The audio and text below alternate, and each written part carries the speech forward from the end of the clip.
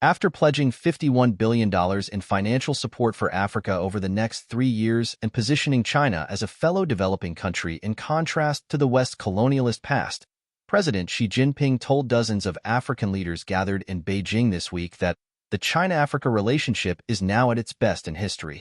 This year's Forum on Africa-China Cooperation, held every 3 years, was the first since the pandemic and China's own economic slowdown. It comes amid growing geopolitical rivalry between Beijing and the West, and Xi was blunt in his assessment of the latter's influence on the continent. Modernization is an inalienable right of all countries, he said in his opening speech to more than 50 African leaders. But the Western approach to it has inflicted immense sufferings on developing countries. Lucas Engel, an analyst with the Global China Initiative at Boston University, said China is reacting to increased competition in the region. Xi's reminder of the immense suffering inflicted on Africa by the West in his keynote speech this year is a sharper rebuke of Africa's Western partners than we've seen in the past, he told VOA. It is likely that China is feeling the heat as Western partners ramp up cooperation with Africa. The theme of FOCAC 2024 was joining hands to promote modernization, and analysts told VOA beforehand they expected China to focus on green technology and the green energy transition, agricultural modernization and trade, and education and training. The money announced was an increase on the $40 billion pledged at the last FOCAC in 2021, but still fell short of previous pledges, such as the $60 billion earmarked for Africa in 2018 and 2015. For some time, China has been seen to be moving away from the massive infrastructure projects of the early years of Xi's trademark Belt and Road Initiative and toward what it has dubbed small is beautiful projects. Some of the announcements made at FOCAC, however, surprised analysts by bucking that trend. Xi announced China would be undertaking a $1 billion upgrade of the Tazara Railway, which will link mineral-rich, landlocked Zambia with Tanzania's coast. He signed an agreement with the presidents of those two countries on Wednesday. There was already a sense that infrastructure would be one of those asks that would not be entertained by the Chinese side.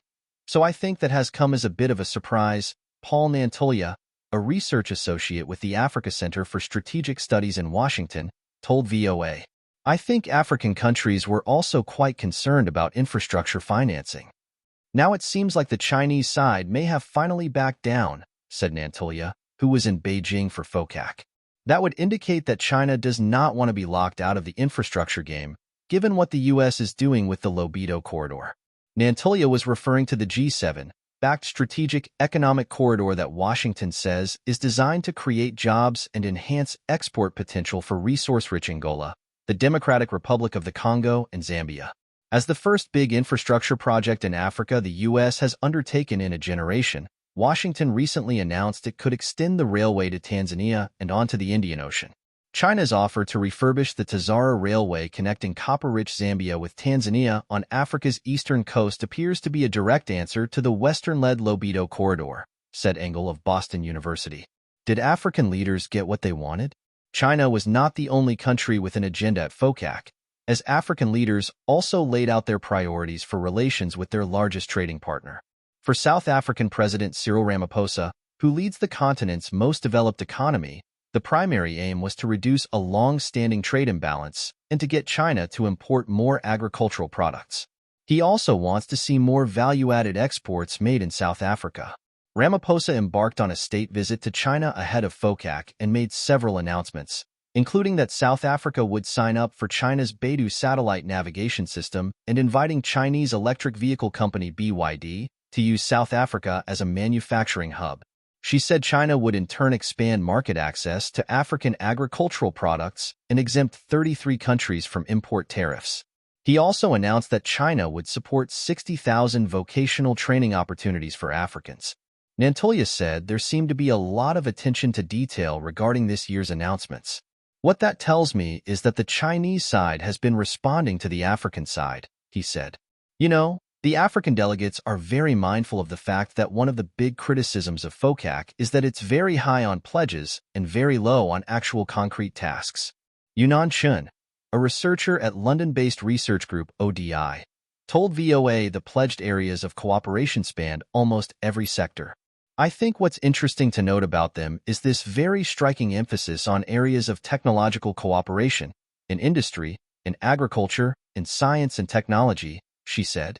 There's a lot of emphasis on training and initiatives that would support knowledge transfer from China to African parties, and I think this is something that's been very much in African demand for many years, she added. Even though we have seen a decline in Chinese financing in Africa, and we know that China is experiencing a lot of domestic financial troubles, there's still a very clear and very emphatic political commitment, she said. Aside from Ramaphosa's trade demands, other African leaders who held bilateral meetings with Xi had specific areas of concern. Kenyan President William Ruto had infrastructure at the top of his list, asking that Beijing fund an extension of Kenya's Chinese-built standard gauge railway. It marked a sharp change from Ruto's campaign rhetoric, in which he criticized his predecessor's policy of taking Chinese loans. Ruto made the request even though Kenya is heavily in debt to Western financial institutions, such as the IMF and lenders such as China, and has been experiencing violent anti-government protests. Other key areas of cooperation announced at the conclusion of FOCAC included the military and security sectors, with Beijing vowing to allocate some $140 million in military assistance grants alongside training programs for thousands of military personnel from across the continent. Green energy was also a focus, with Xi announcing China would launch 30 new clean energy projects on the continent.